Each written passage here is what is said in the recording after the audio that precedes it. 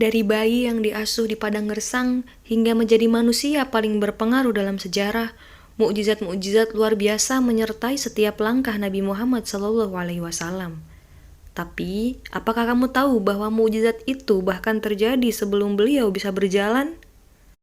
Sini, aku ceritain beberapa mukjizat dari begitu banyak mukjizat yang diberikan oleh Allah kepada Nabi Muhammad. Nabi Muhammad SAW mendapatkan mukjizat pertama kali pada ibu persusuannya, yaitu Halimah.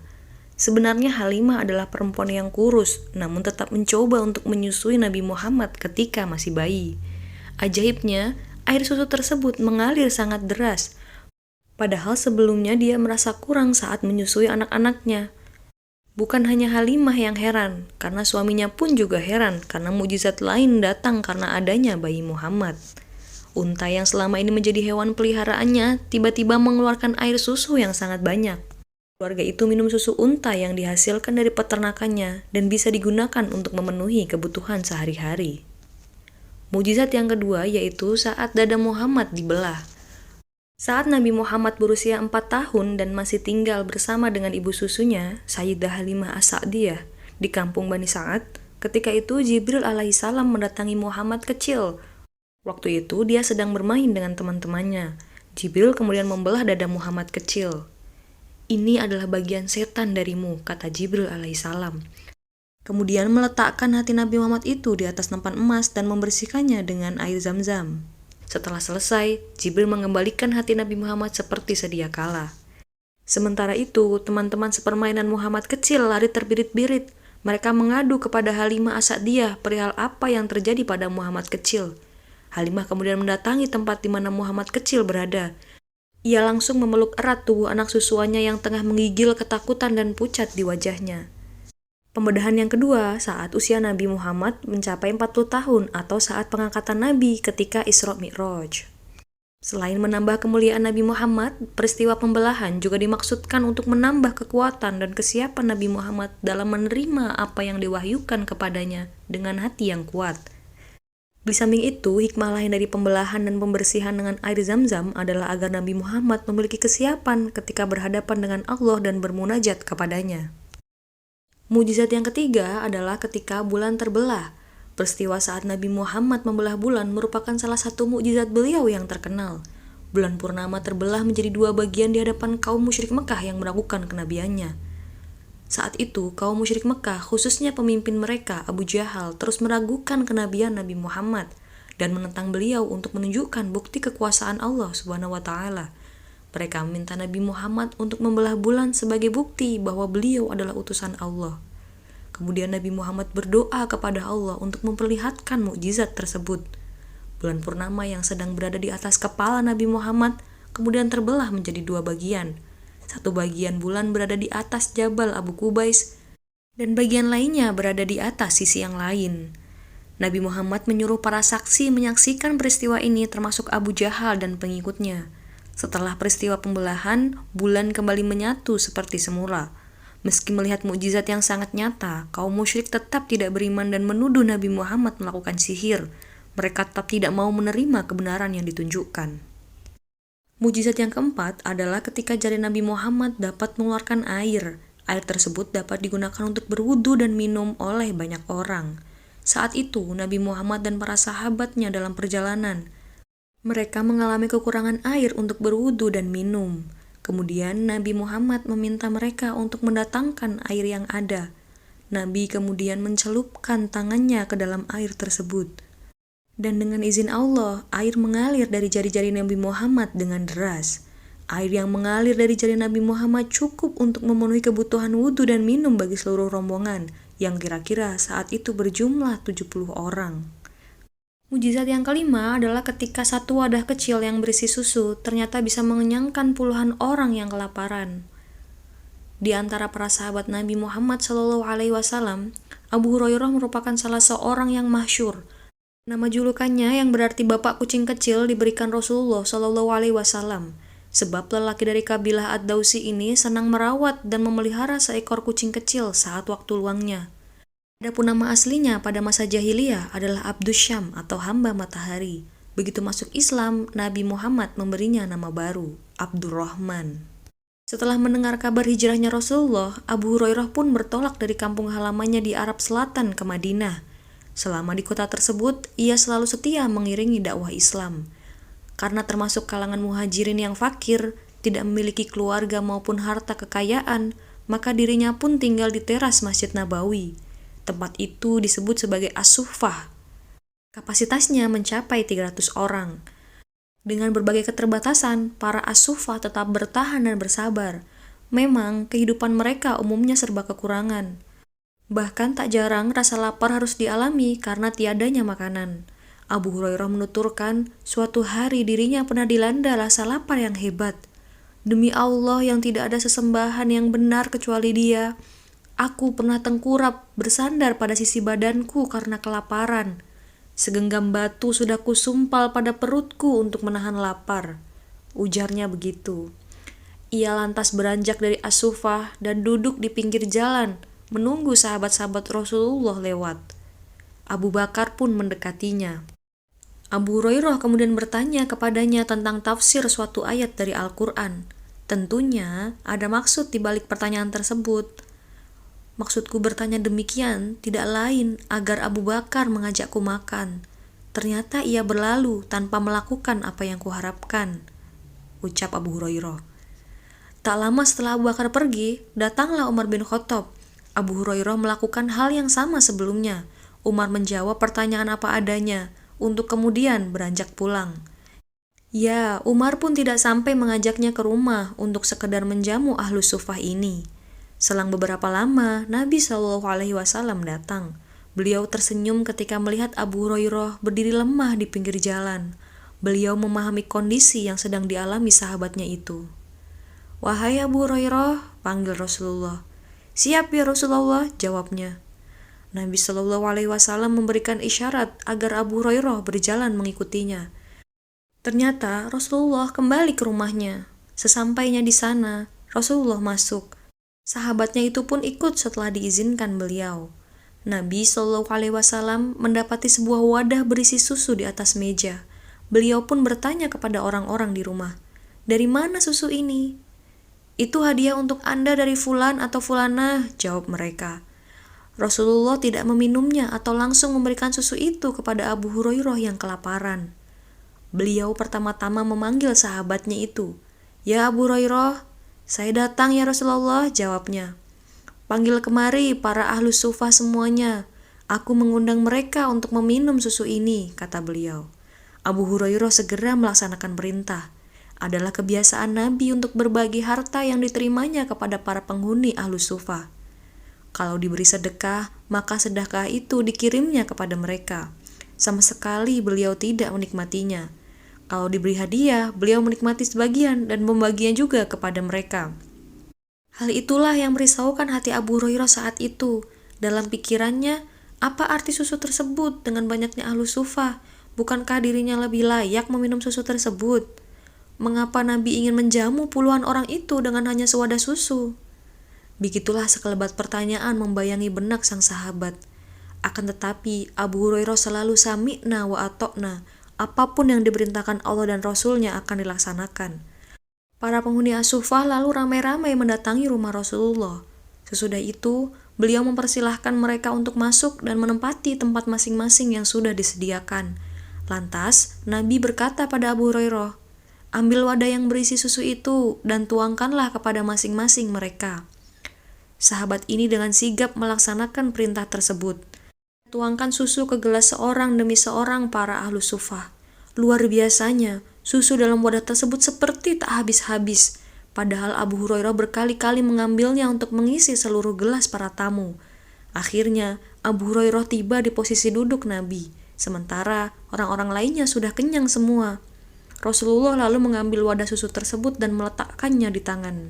"Abu Hurairah," kata beliau sambil menatap sahabatnya itu. "Siap, wahai Rasulullah," jawabnya. "Sekarang tinggal aku dan engkau yang belum minum." "Benar ya Rasulullah," ujar sahabatnya ini. "Duduk dan minumlah susu ini," perintah beliau. Abu Hurairah lalu duduk dan minum susu tersebut. Sesudah beberapa teguk, ia hendak memberi wadah itu kepada Nabi. Namun Rasulullah menyuruhnya agar minum lagi. Demikian terus diulang-ulang anjurannya itu sampai Abu Hurairah terpaksa menolak. Demi zat yang mengutus engkau dengan kebenaran, tidak ada lagi tempat di perutku untuk menampung susu itu, katanya. Nabi Muhammad tersenyum, lalu meminta wadah berisi susu itu. Beliau memuji Allah Subhanahu wa Ta'ala, mengucapkan basmalah dan meminum susu yang tersisa. Kisah tersebut menunjukkan salah satu mukjizat Nabi Muhammad. Satu wadah kecil yang berisi susu ternyata bisa mengenyangkan puluhan orang ahlu sufah yang kelaparan. Mukjizat Nabi berikutnya yang akan aku ceritakan adalah tentang makanan yang sedikit namun bisa mengenyangkan banyak orang. Ketika terjadi perang Khandaq, umat muslim mengalami keterbatasan dalam berbagai hal, termasuk soal makanan. Namun atas kuasa Allah, ada kisah yang menunjukkan mukjizat yang dimiliki Rasulullah lewat makanan yang diberkahi. Dalam peristiwa Khandaq atau Perang Azab, Rasulullah dan semua kaum muslim bekerja keras menggali parit di sekeliling Madinah. Mereka dibagi ke dalam beberapa kelompok. Masing-masing kelompok terdiri atas 10 orang. Setiap kelompok ditugasi menggali parit sepanjang 40 hasta. Mereka semua bekerja keras tanpa kenal lelah, karena pasukan musyrik Quraisy dan sekutu mereka telah bersiap-siap menyerang Madinah. Rasulullah Shallallahu Alaihi Wasallam juga ikut bekerja keras memimpin kaum muslim hingga lupa memperhatikan makannya. Sudah 3 hari beliau tidak mendapatkan makanan yang layak. Jabir bin Abdullah mengetahui keadaan beliau dan merasa iba melihat kondisinya yang tampak lelah dan lapar. Jabir berhasrat besar untuk menjamu Rasulullah, sehingga ia berkata, "Wahai Rasulullah, aku mohon izin untuk pulang sebentar ke rumah." Lalu beliau memberinya izin.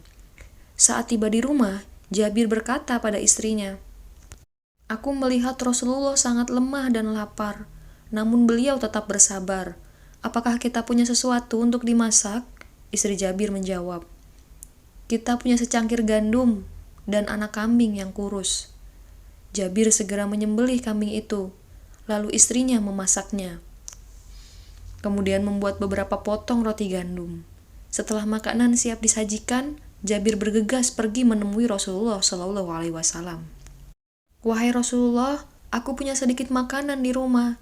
Sudilah kiranya engkau datang ke rumahku bersama 2 atau 3 orang yang menyantapnya," ujar Jabir. "Apa yang telah kau siapkan?" tanya Rasulullah. Jabir menuturkan apa adanya. Lalu Rasulullah berkata, "Makanan yang banyak dan baik. Tolong katakan pada istrimu agar jangan dulu membuka tutup panci dan menghidangkan rotinya hingga aku datang." Maka Jabir bergegas pulang ke rumah mendahului Rasulullah. Sementara itu Rasulullah berseru pada para sahabat, "Berhentilah kalian semua, mari kita pergi ke rumah Jabir."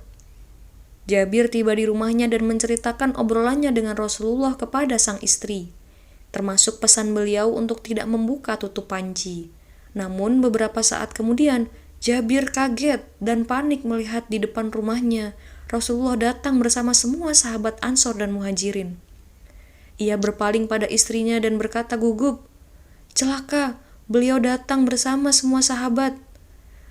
"Apakah beliau telah bertanya sebelumnya kepadamu?" tanya istrinya.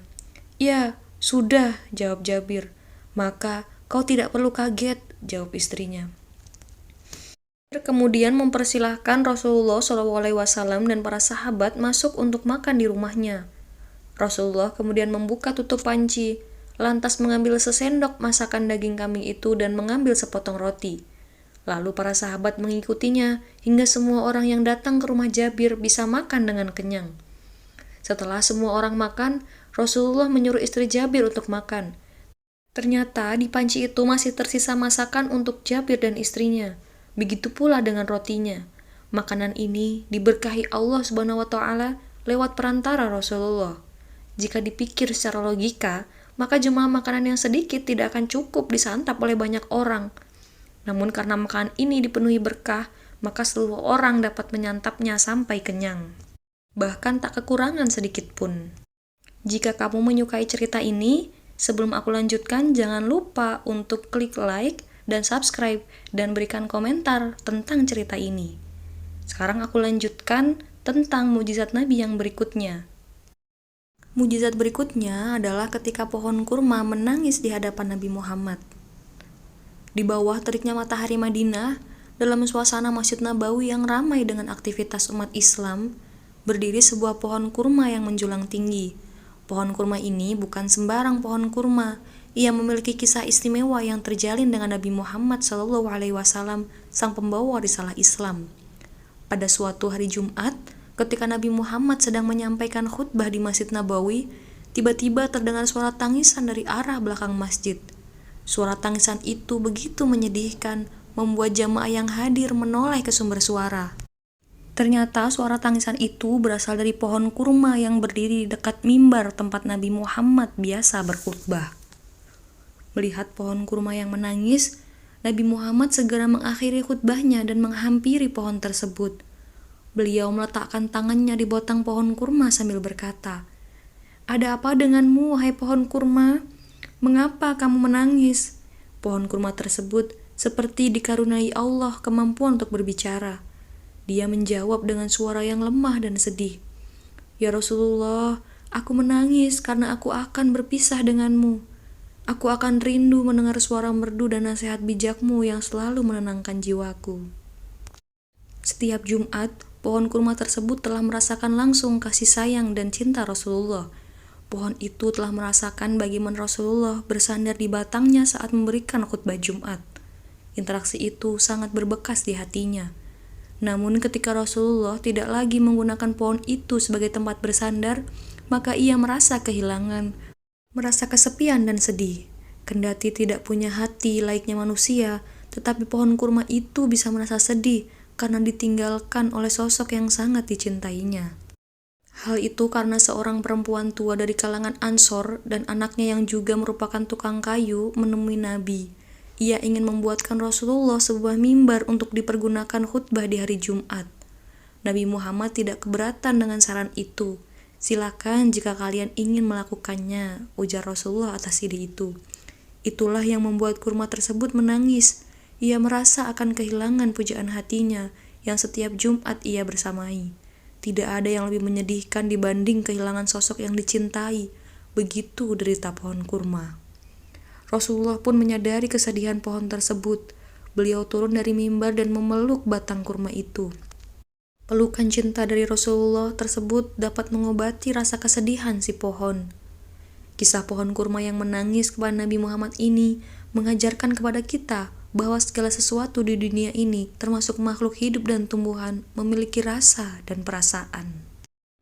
Kemudian mukjizat yang berikutnya adalah Nabi dapat mengobati beberapa penyakit. Salah satunya adalah sakit mata yang pernah diderita oleh Ali bin Abi Thalib. Sebelum penaklukan benteng Khoibar, Ali bin Abi Thalib mengalami sakit mata. Nabi Muhammad kemudian meludahi matanya dan mata Ali langsung sembuh. Setelah disembuhkan, mata Ali kembali seperti semula, bahkan lebih jelas dari sebelumnya. Selain menyembuhkan sakit mata, Nabi Muhammad juga memiliki mukjizat lain seperti menyembuhkan orang yang buta sejak lahir, menyembuhkan penyakit kusta, dan menghidupkan orang mati. Mukjizat berikutnya yang akan aku ceritakan adalah peristiwa Isra Mi'raj. Peristiwa penting dalam kisah Nabi Muhammad adalah Isra Mi'raj yang merupakan awal dari perintah sholat 5 waktu untuk para umat muslim. Perjalanan yang dilakukan oleh Nabi Muhammad sangat menakjubkan, karena bisa mengunjungi Sidratul Muntaha melewati bumi dan langit. Mula dari peristiwa ini adalah pada saat Jibril mendatangkan buraq, yaitu kendaraan untuk Nabi yang memiliki kecepatan luar biasa. Buraq ini berupa hewan putih dengan sayap yang ada di antara kakinya. Peristiwa Isra Mi'raj memang bertujuan untuk memberikan perintah sholat kepada umat Nabi Muhammad.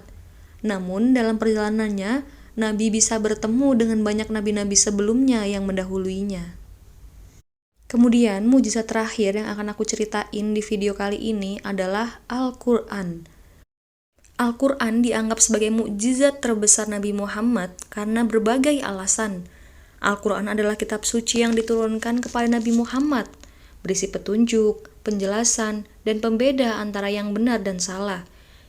Ia juga dianggap abadi dan tidak pernah berubah, serta keasliannya dijaga oleh Allah Subhanahu wa Ta'ala. Al-Quran memiliki keunikan yang membuatnya menjadi mukjizat terbesar, antara lain, 1. Keindahan bahasa. Al-Quran memiliki bahasa sastra yang sangat tinggi. Bahkan para penyair Arab terkejut dengan keindahannya. Yang kedua, tentang kebenaran ilmiah. Banyak ayat Al-Quran yang membahas fenomena alam dan proses biologis dengan akurasi yang hanya dapat dipahami oleh sains modern. Yang ketiga adalah prediksi masa depan. Beberapa ayat Al-Quran memprediksi peristiwa masa depan yang kemudian terbukti akurat. Al-Quran juga universal dan abadi. Al-Quran berlaku untuk semua umat manusia hingga akhir zaman, berbeda dengan mukjizat-mukjizat lain yang bersifat sementara dan khusus untuk kaum nabi tersebut. Dan di surat Al-Baqarah, Allah menantang setiap makhluk untuk membuat ayat yang serupa dengan Al-Quran. Namun, tantangan ini tidak bisa dijawab oleh siapapun. Al-Quran juga memberikan petunjuk hidup, pedoman, dan solusi bagi manusia dalam berbagai aspek kehidupan, sehingga menjadi mukjizat yang bermanfaat bagi umat manusia. Dari puluhan mukjizat Nabi Muhammad, semuanya adalah bukti cinta Allah kepada umatnya.